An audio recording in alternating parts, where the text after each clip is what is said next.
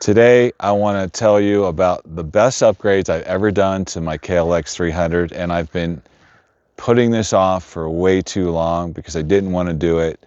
Stay tuned and I tell you what I did to it and how you can do it and give you some tips for the installation.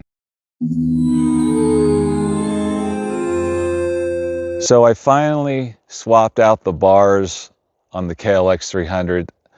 I watched some videos. It looked very complicated with the cable routing and cables being too short, etc. I really just didn't want to mess with it. So I finally just broke down and did it. And I got the mica bar. I know a lot of people get the Pro Taper high bend. I got the mica, M-I-K-A. I will link down the description below. I got the KTM bend. And I already have risers on this. So I didn't really want to, get something that was really a high bend, and it actually worked out pretty good. I really like the look of it, the mica bar, and maybe it's mica. I don't know if I'm pronouncing that correctly. I got that, and installation was pretty easy for the bar. It was just these four nuts right here, taking these out. There's two more here, unscrewing them with a hex, with the Allen wrench, and you're done. And that was easy to install. Taking things off the bar was pretty easy. I'm going to give you some tips and tricks about how you can install this and some of the things that I ran into, and some might help you if you're kind of thinking about it, but you just think it looks too difficult. And I'm not a great mechanic by any stretch at all. So let's talk about first, taking everything off was, like I said, pretty easy. Just slide everything off.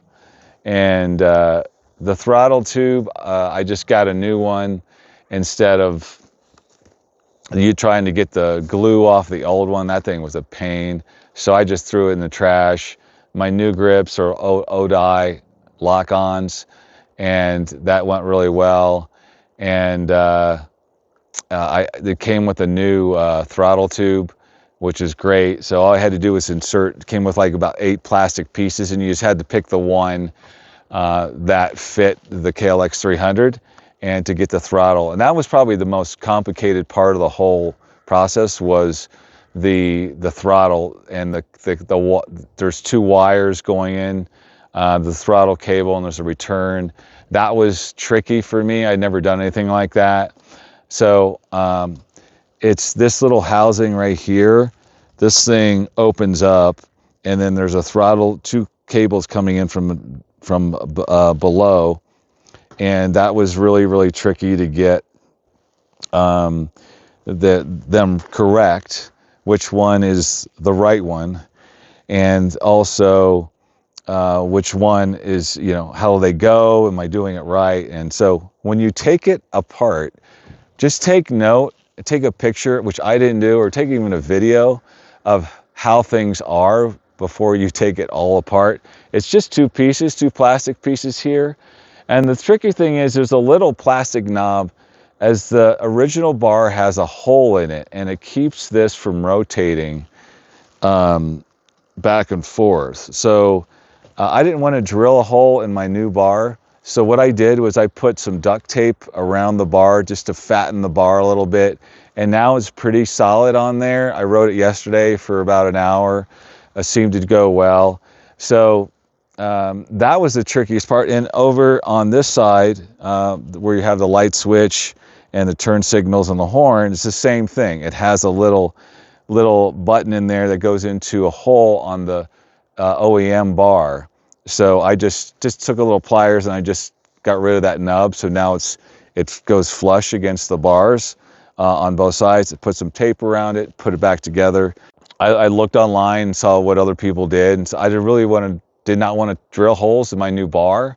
So yeah, it was a nice little late January, early February project for me, which is great. Usually we're not riding right now. This is crazy 60-degree weather we're having in northern Arizona. It's pretty nuts. Usually we've got snow on the ground. So that was, that was probably the trickiest part, was getting the the throttle cable's correct and the return set up and all that. And I kept trying to fit it in there, fitting this thing on, but I didn't know about that little knob in there that was preventing it from seating correctly around the bar. So that's what I would say is a big piece for putting this, reinstalling it back.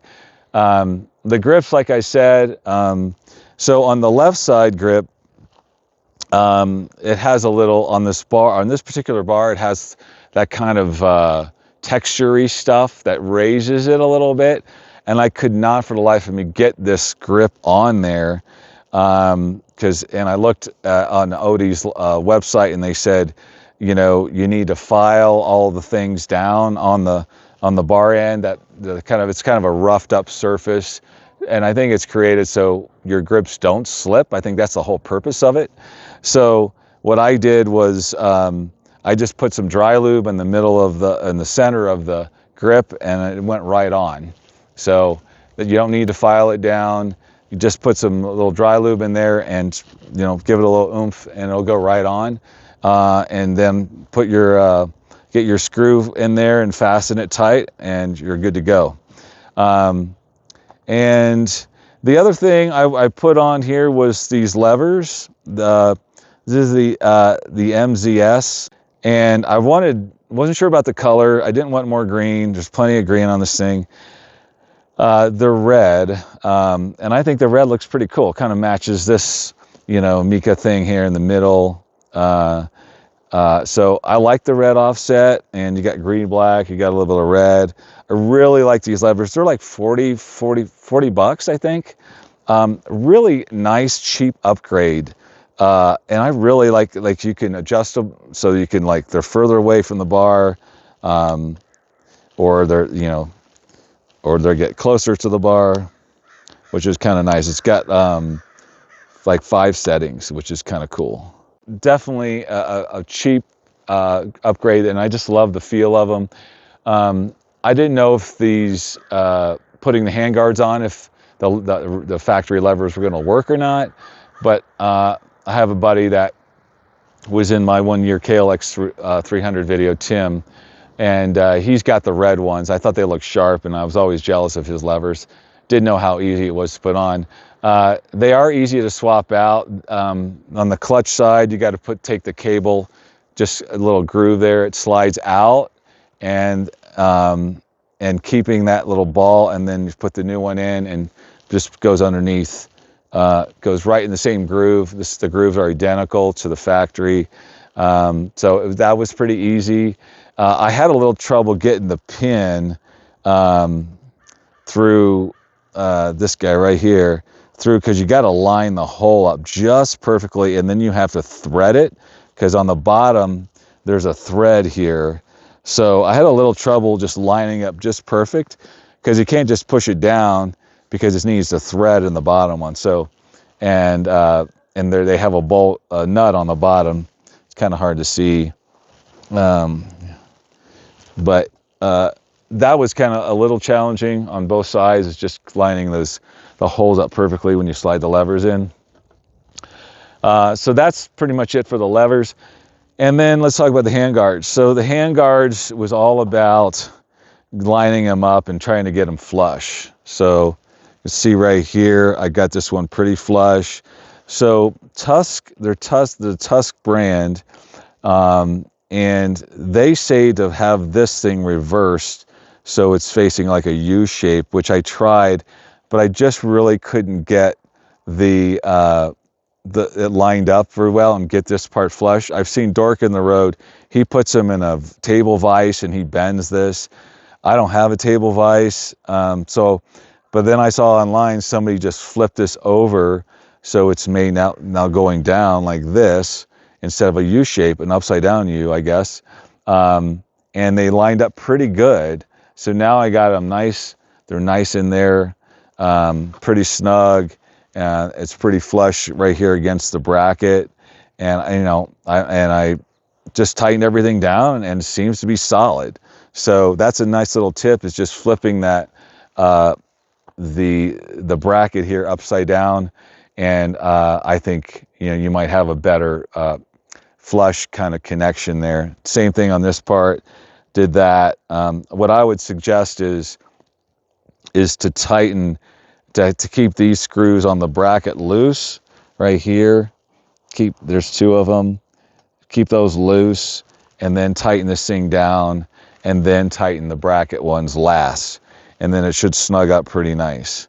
So all in all, I think it's a worthy upgrade. You know, you never know how things are going to work.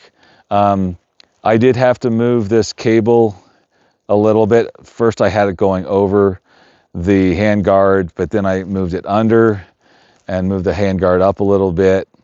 So this is the brake reservoir cable, brake line actually. It goes into the brake reservoir. So I had to mess with that a little bit and just get it to a place that I wanted it. The throttle cable seemed fine. I probably am gonna, this was good. So this little piece right here went into the factory bar. I might zip tie that to the bar, like just like that. The tightest one was the clutch cable, was right here. That was a little tight, but I still got a little play in it, and it doesn't seem to be causing any issues. It seems to be shifting fine.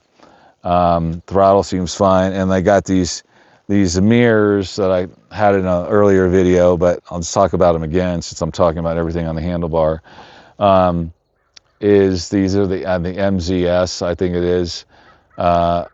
Mirrors are like $45-50. They're not double takes. They're a fraction of the price of double takes. They've done pretty well so far. Sometimes they come loose, but I heard, you know, I have double takes on my KTM, and like this, sometimes this little ball right here comes loose. So you kind of have to like torque them a little bit and really tighten this thing down. But so far so good with that. No major issues with that. I will say the one thing that I'm going to get next, well, my seat got ripped, and I think that's probably my fault. So, but back here, I have this Nelson Riggs bag, tail bag, and it ripped right through here. So I think I'm in for a new bag. I've had it about 1.5 years, so I'm not really happy about that. I might contact Nelson Riggs and just, you know, see what they say. But it's been a great bag. Other than that, a couple of these have gotten fried by the exhaust. If you don't tuck them in good enough, they'll hit the exhaust and they'll burn. So that's on me. That's a mistake. Other than that, that's pretty much it. I just wanted to make this video. Again, I was just dreading doing this. I don't know why. It just looks super complicated. Really wasn't too bad. It's a good winter project, good off-season project to do, because in the summer I want to be riding. I don't want to be messing with this stuff. So that's all I got for now. Check out my other KLX video. I have a 2024 one-year review on this thing that I put out a few months ago. I'll link it below. And always remember to blaze your own paths. Thank you so much for subscribing to the channel. I really appreciate it. Take care.